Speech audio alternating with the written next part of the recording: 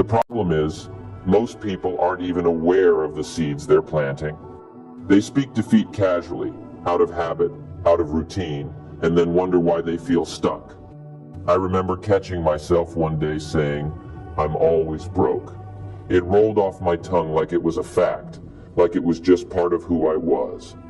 But in that moment, I realized how damaging that sentence really was. Because when you say something enough times, you start to believe it, and when you believe it, you begin to live it.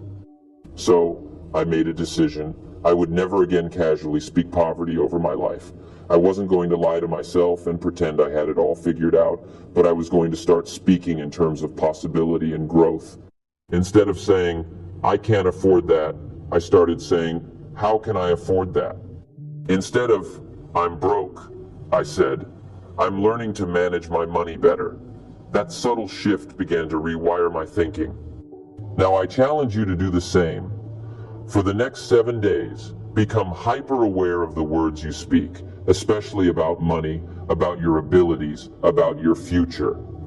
Listen to yourself in conversations. Do you constantly use words that reinforce lack, fear, or failure? If so, it's time to change your vocabulary. Replace "I can't" with "I'm working on it." Replace "I'm broke" with "I'm building." Replace "That's too expensive" with "It's not a priority for me right now." This isn't about pretending. It's about redirecting your focus from limitation to possibility. Your language sets the tone for your life. If you want to rise, your words must rise first. Don't underestimate the power of what you say, because what you say becomes what you believe, and what you believe becomes what you live. Upgrade your vocabulary, and you'll begin to upgrade your mindset. And once your mindset shifts, your whole life begins to shift with it. It starts with awareness. It grows with intention. And it becomes reality when you commit to speaking like the person you're becoming, not the one you used to be. One of the most defining traits of a poor mindset is its addiction to comfort. It constantly seeks the path of least resistance, the quick pleasure, the instant reward. It says, "I've had a long day, I deserve this," and out comes the credit card for another takeout meal, another unnecessary gadget, another feel-good purchase that leaves you right where you started, broke. Not just financially, but mentally. The poor mindset sees money as something to spend, not something to grow. And so it trades long-term gain for short-term satisfaction again and again. But the wealthy mindset thinks differently. It sees money as a tool, not just for survival, but for expansion. It understands that every dollar is a seed, and you can either eat your seeds today or plant them for tomorrow. It's not that people with a wealthy mindset never enjoy life or indulge. They just prioritize growth over comfort. They're willing to delay gratification because they understand that true success comes not from what you consume, but from what you create. I learned this the hard way. There was a time when I had just enough money to buy something extra, nothing big, just a little extra. And I had a choice. I could spend that $20 on a night out with friends, or I could buy a book that promised to teach me something about business and mindset. I'll be honest, the temptation was strong. That evening out would have felt great in the moment, but something inside me whispered, "Invest in your future." I bought the book. And that book introduced me to ideas and strategies that completely reshaped the way I saw money, time, and value. It didn't just inform me, it transformed me. Now, I'm not saying one book will change your life, but I am saying that when you start making those kinds of choices consistently, choosing to learn instead of escape, to grow instead of indulge, you start becoming someone new. Someone stronger, wiser, and more prepared to build real wealth. So here's your challenge. Invest $10 this week in learning something new. It doesn't have to be a book. It could be a course, a seminar, a subscription to something educational. The amount doesn't matter as much as the habit. Start training yourself to think like an investor, not just a consumer. Because every time you choose growth over comfort, you're telling your mind, "I'm serious about my future." The truth is, comfort is easy, but growth is rewarding. And the people who rise, the ones who change their lives, are the ones who consistently invest in becoming more.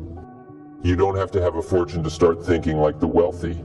You just have to make better decisions with what you have right now. Start today. Make that first $10 count. Let it be the seed of something far bigger than comfort, a life of real abundance. Poverty thinking lives in the moment. It worries about today's bills, this week's paycheck, and next month's rent. It's trapped in survival mode, always reacting, never creating. It focuses on just getting through the day. But that kind of thinking will never build wealth, because wealth isn't an accident. It's not something that happens because you worked hard for a few weeks or saved a little bit last month. Real wealth requires vision, a plan that stretches years ahead, a plan that guides your decisions, your sacrifices, and your habits, even when the results aren't immediate. Wealth thinking, on the other hand, always plays the long game.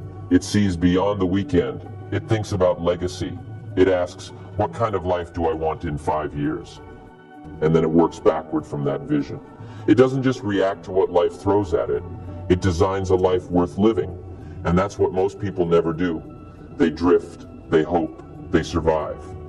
But they never sit down and map out where they actually want to go financially. And here's the thing, if you don't know where you're going, any road will take you there. That's why so many people feel lost when it comes to money. They don't have a plan. They're building their financial house one brick at a time with no blueprint. You don't build a mansion one brick at a time without a plan. You need a design, you need measurements, you need a clear picture of the end result. That's how wealth is built, with structure, with purpose, with long-term vision.